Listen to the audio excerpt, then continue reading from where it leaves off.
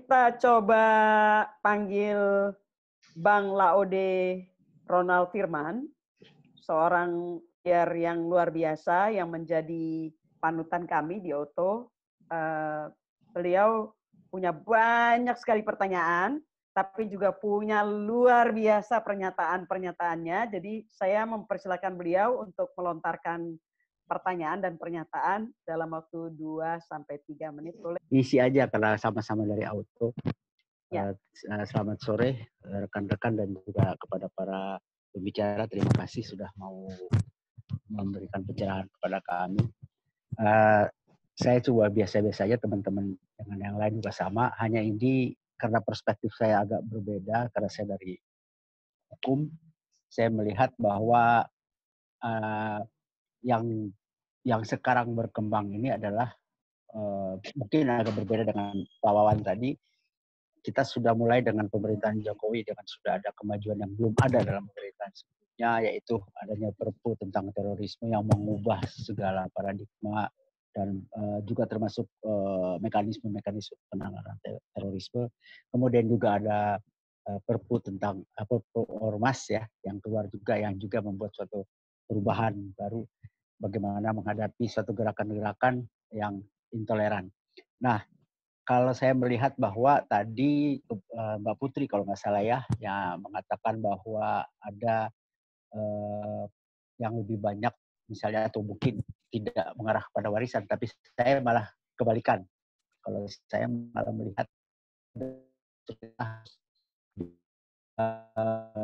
perhatian kepada warisan. Jadi maksudnya begini, kita sudah mengetahui, sudah punya mapping. Nanti Pak Wawan bisa bantu mapping, bahkan harusnya data yang lengkap dan detail seperti zaman Pak Harto dulu bikin Litsus sampai siapa yang teroris dan bagaimana perkembangan turunannya dia sampai lingkungan dia segala macam.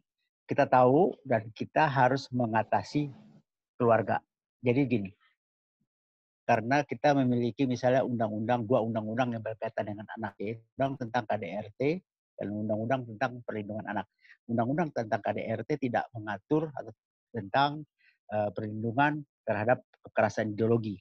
Paling jauh psikis, itu pun nggak ada penjelasannya. Jadi untuk dikaitkan pada ideologi, mungkin pada saat pembuatan undang-undang, suasana kebatinannya belum sampai ke situ. Ada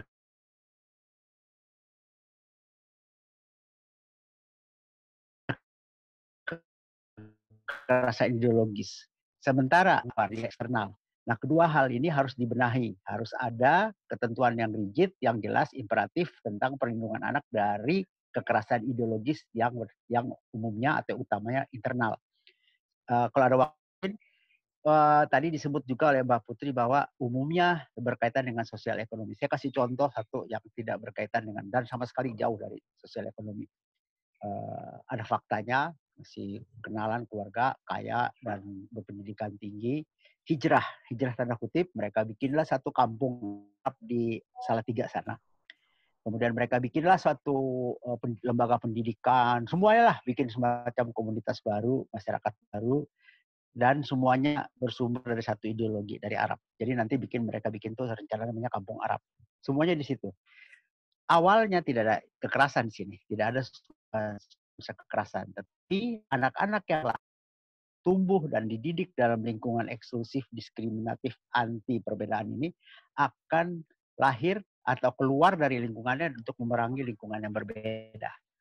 Jadi kalau tadi Pak Ustadz menyebut tentang takfiri, itu salah satu poin, tapi ada lagi misalnya bid'ah, mengkafirkan, membid'ahkan, kemudian mengharamkan. Dan banyak juga indikasi-indikasi yang harus diperhatikan oleh para pembicara. Saya ingin juga minta pendapatnya, pandangan-pandangan dari orang tua pelaku-pelaku atau yang sekarang yang akan ditangkapnya menyikapi tentang kehidupan beragam tadi. Siapa nih nanyanya nih Bang? Mereka siapa bisa tiga-tiganya, siapa yang ingin menjawab, ya. Iya dong, karena awalnya kan dari situ tadi saya bilang bahwa ada eksklusif. Itu bikin Kampung Arab kan cuma eksklusif aja, belum ada kekerasan, tapi warisannya akan kekerasan. Warisannya akan kekerasan terhadap perbedaan. Oke Bang, baik Bang. Oke, baik. Coba silakan gitu ya. Terima kasih Bang. Kami dari Auto ada beberapa orang yang memang sangat mumpuni di bidangnya masing-masing. Barusan tadi Bang Roni, berikutnya Bang Roni ini panggilan dari Laode Ronald Firman ya, jadi panggilannya Roni, panggilan kerennya. Satu lagi ada psikolog klinis yang sangat terkenal juga, ngetop banget karena sering banget di layar kaca kalau ada kasus yang berkaitan dengan masalah-masalah kejiwaan yang sangat di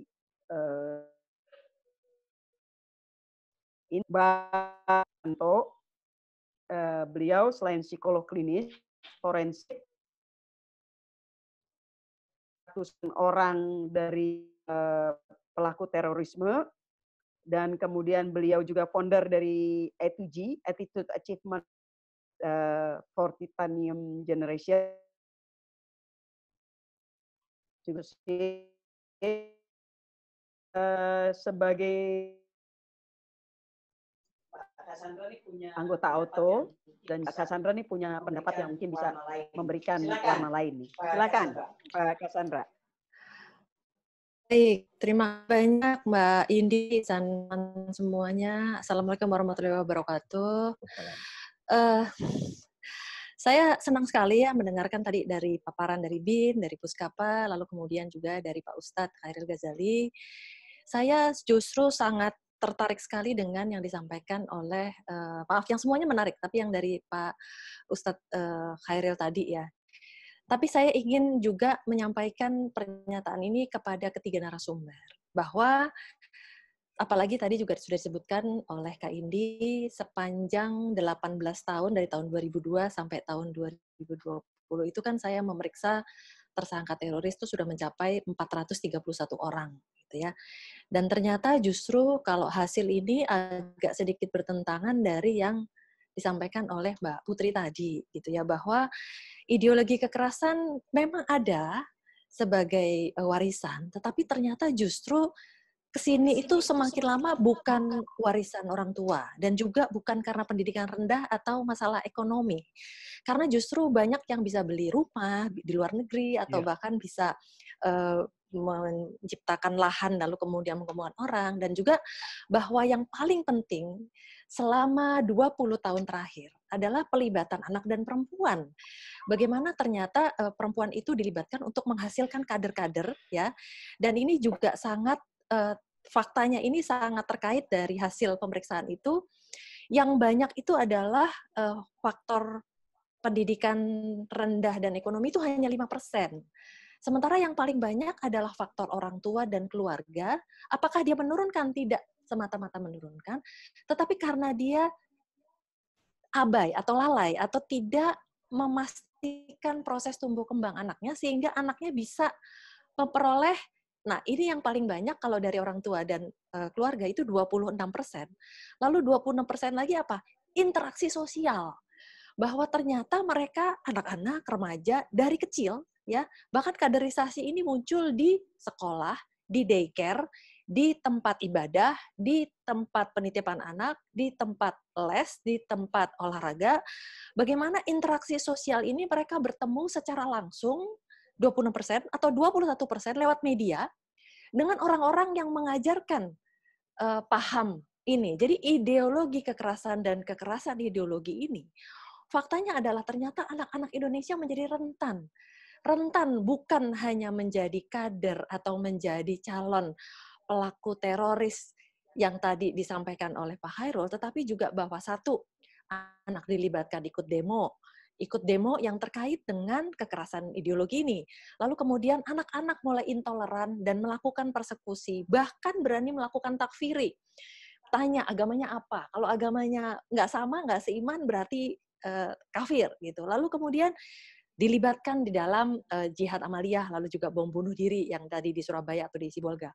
Kemudian kaderisasi yang tadi ini juga tidak hanya pada anak-anak balita, remaja, atau SMA dan kuliah, apalagi di bangku kuliah, tapi ternyata sudah dari dalam perut, karena perempuan-perempuan ini sudah dilibatkan untuk bertekad untuk menghasilkan anak-anak yang nantinya akan dikader untuk menjadi pejuang jihad. Lalu kemudian belum lagi juga ada kasus kekerasan seksual, pernikahan dini, anak-anak di brainwash untuk itu. Dan yang paling penting adalah fakta temuan dari UIN.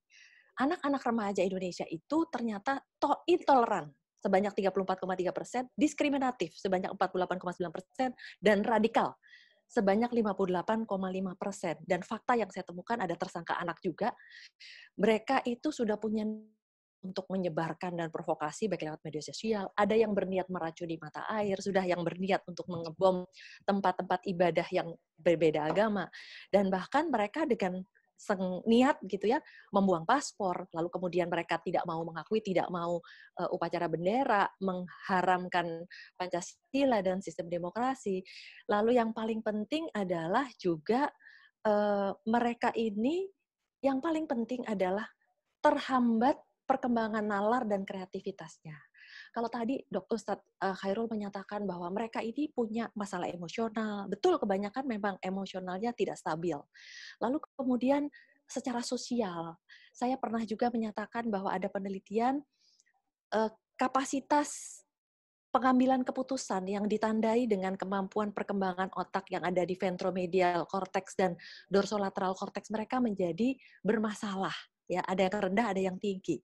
Di mana kreativitas mereka dihambat, ya.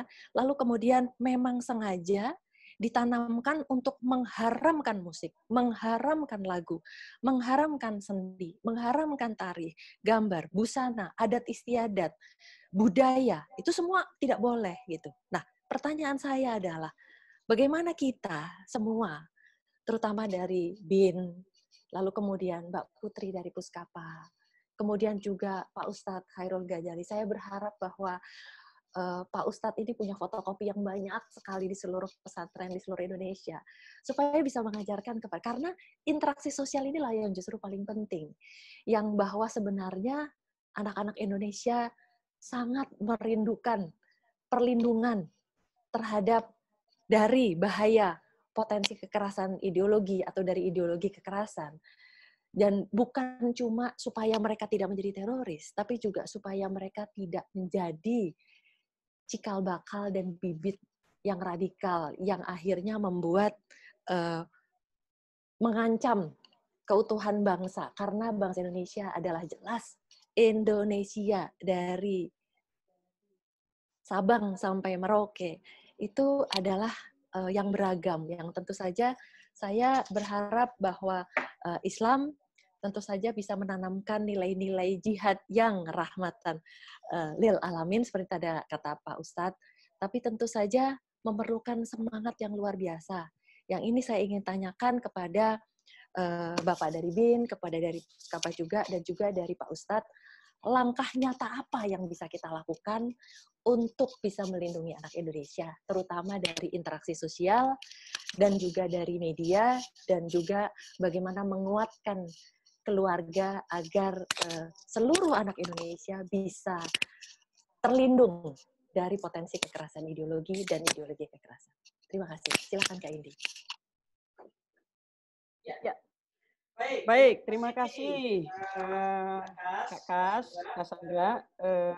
Betul bahwa pertanyaannya beliau, langkah nyata apa yang bisa dilakukan untuk melindungi anak-anak kita, anak-anak Indonesia dari ideologi kekerasan dan kekerasan ideologi. Itu bukan cuma ditanyakan oleh Mbak Cassandra yang sudah sangat berpengalaman berinteraksi dengan ratusan orang teroris, ya, pelaku terorisme. Tapi juga pertanyaan yang sama ini diajukan oleh Mbak WK Diguna, Wakil Dekan dari Universitas Eka Unggul, yang dia juga bertanya tentang bagaimana sih melindungi anak-anak dari ancaman ideologi kekerasan. Jadi sebetulnya diskusi kita hari ini mudah-mudahan menemukan solusi atau caranya gimana ya supaya anak-anak kita bisa dilindungi dari kekerasan ideologi dan ideologi kekerasan.